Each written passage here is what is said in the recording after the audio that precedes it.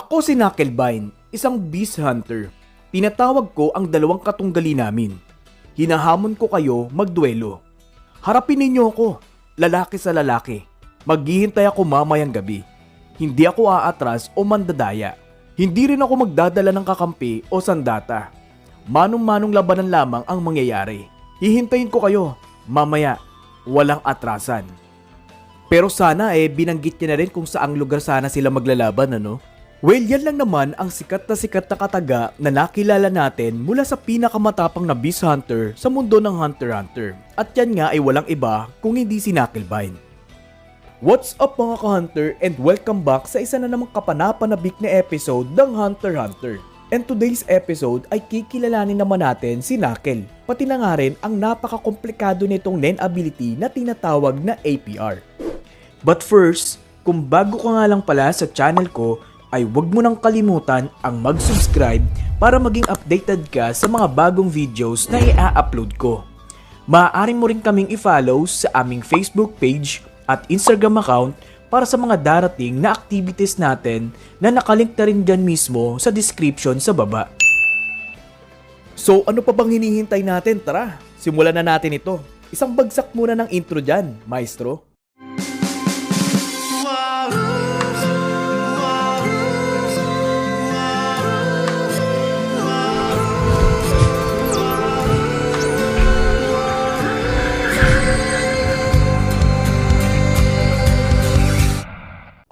Alam ko na marami din sa inyo ang naguguluhan sa kanyang abilidad na tinatawag na APR.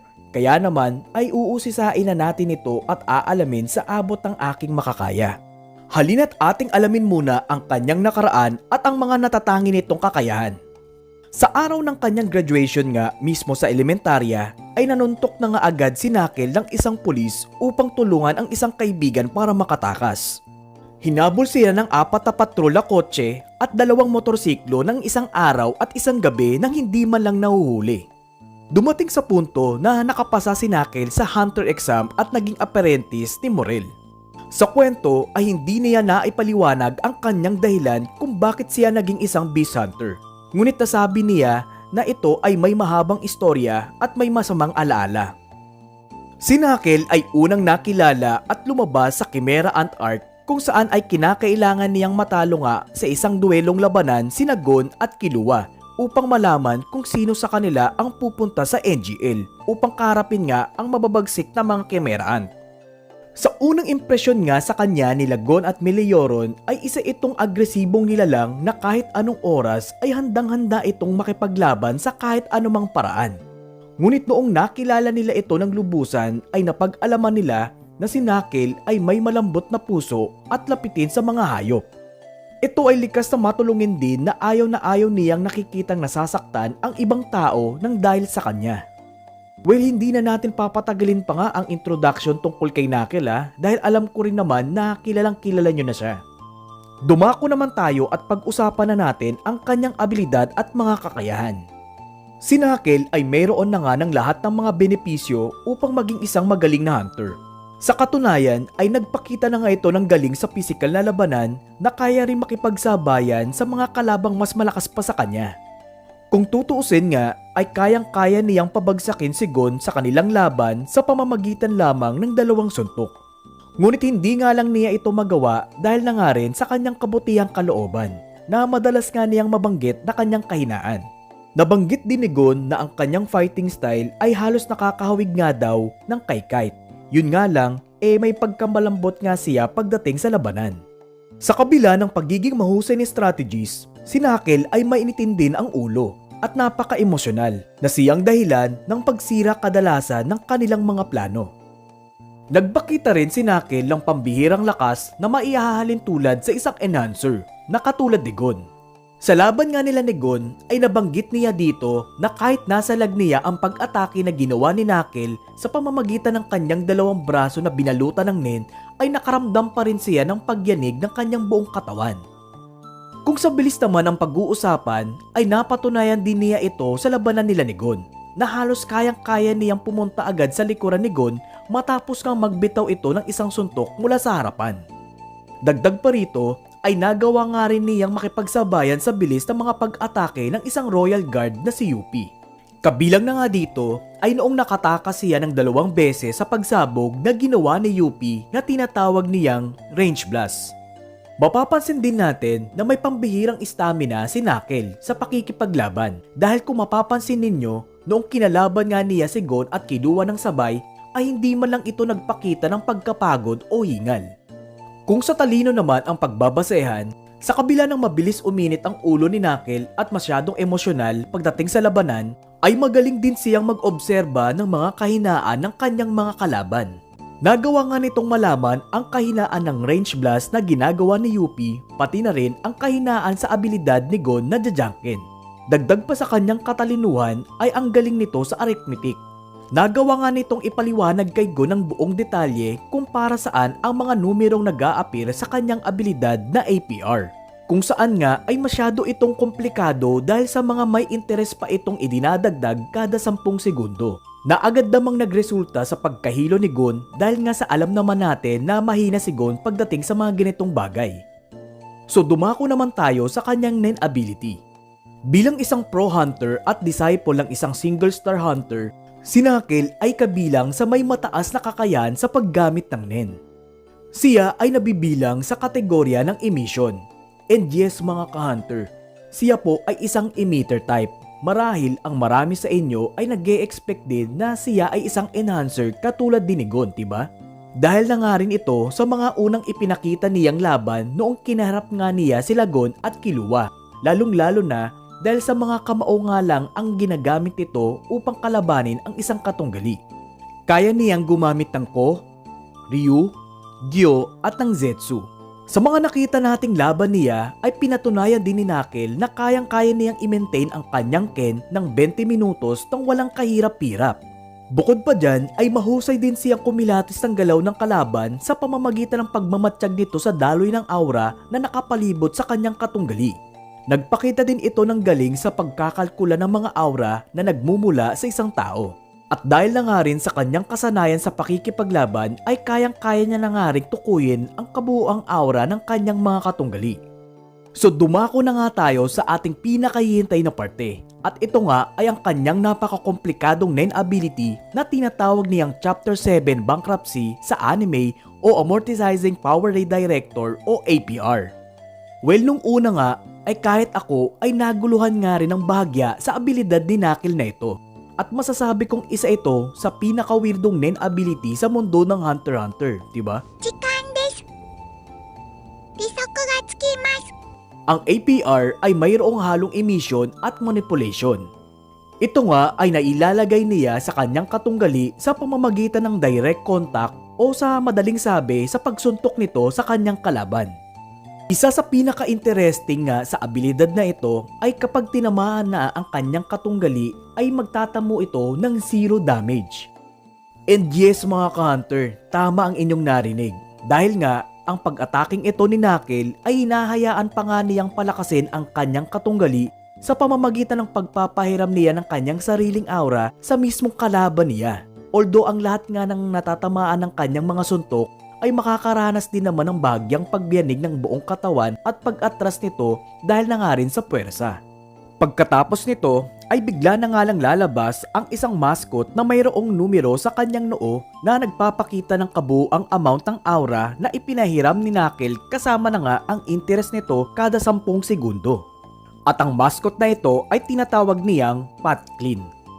Sa unang tingin ay may malaking advantage nga naman ito sa kalaban dahil nga naman sa ipinapahiram ni Knuckle ang kanyang sariling aura. Ngunit ito ay mayroong malaking side effect.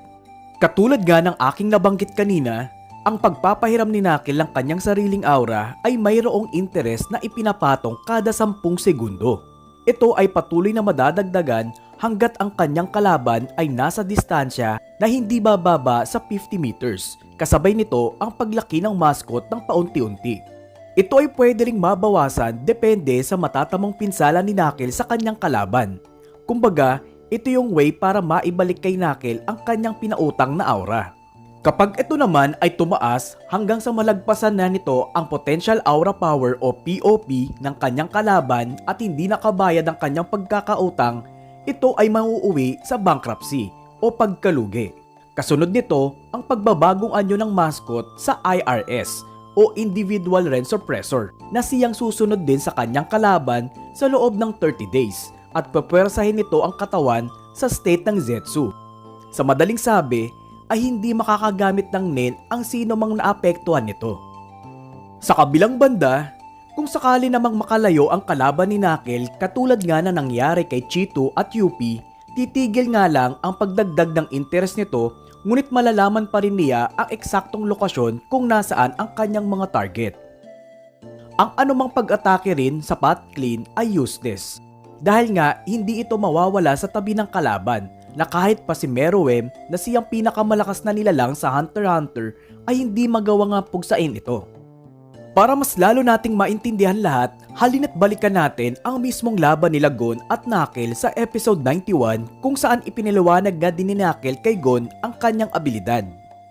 Sa unang suntok ni Knuckle ay nagkaroon nga ito ng numero sa ibabaw ng noo ng kanyang APR na 210 na ang ibig sabihin ito ang amount ng aura na ipinahiram ni Knuckle kay Gon sa kanyang unang suntok.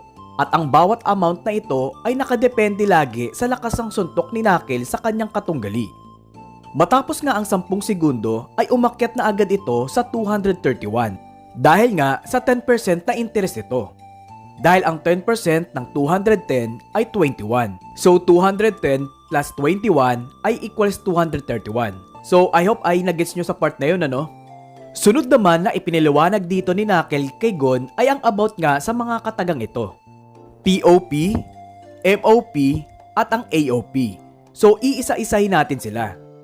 Ang MOP o Maximum Aura Power, ito yung kabuuang aura sa loob ng isang hunter at ayon nga kay Knuckle, ito ay madadagdagan at mapapaunlad lamang sa pamamagitan ng matinding pag-ensayo.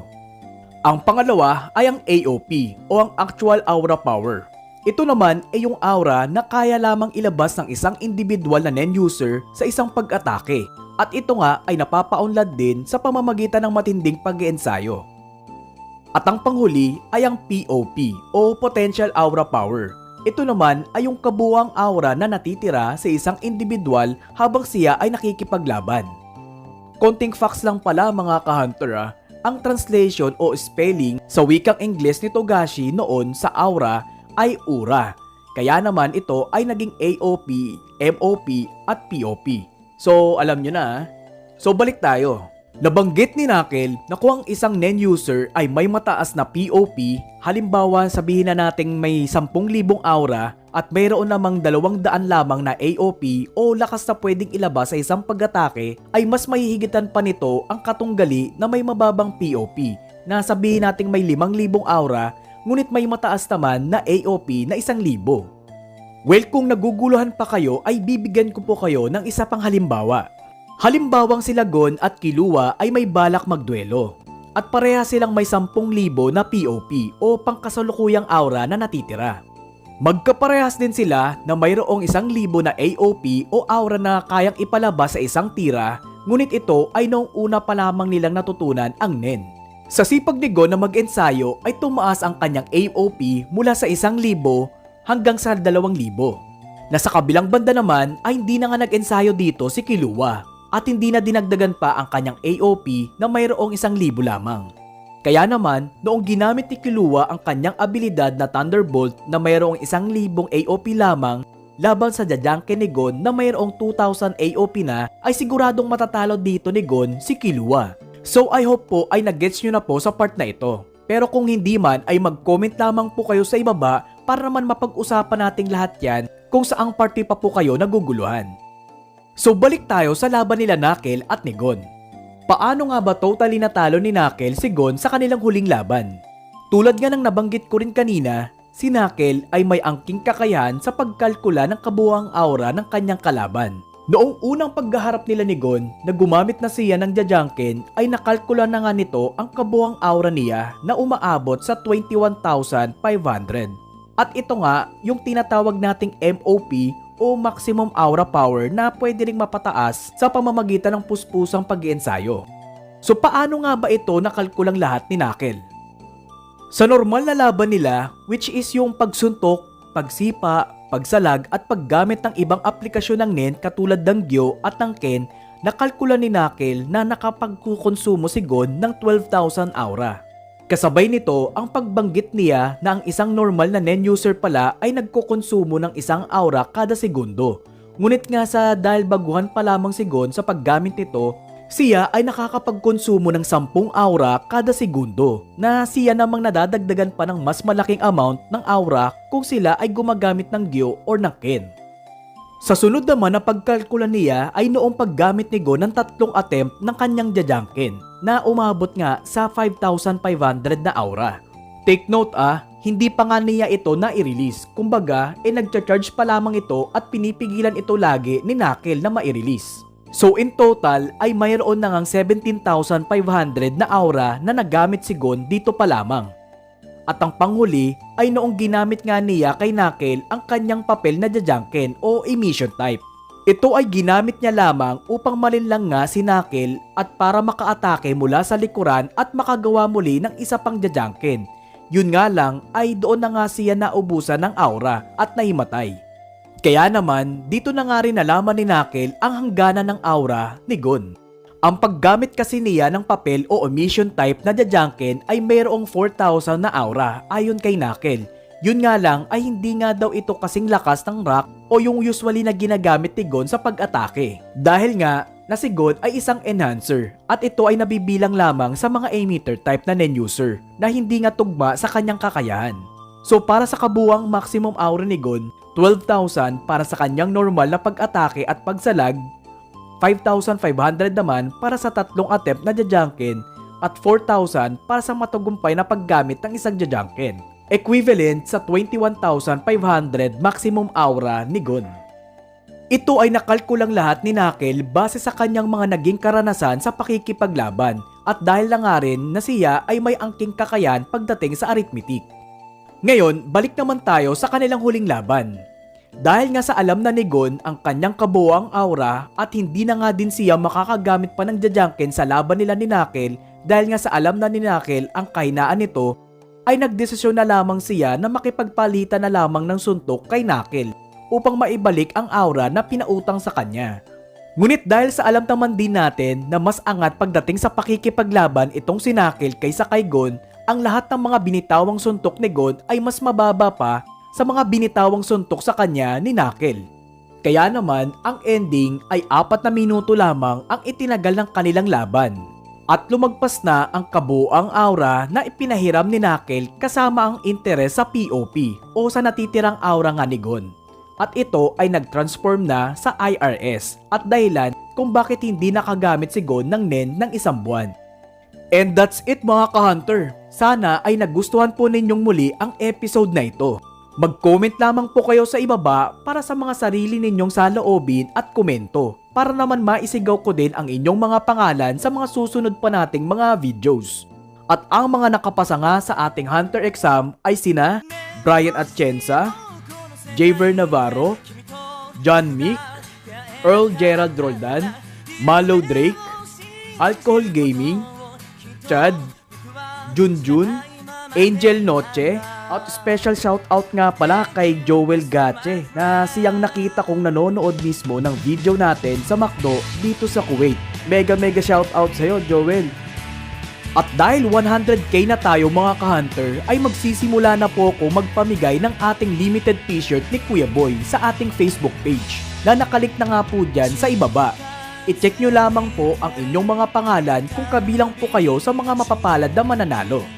At kung nagustuhan mo pala ang video na ito ay huwag mo nang kalimutan na i-like, i-share at i-click ang notification bell para man maging updated ka sa mga susunod ko pang ilalabas na mga videos patungkol nga sa mga anime.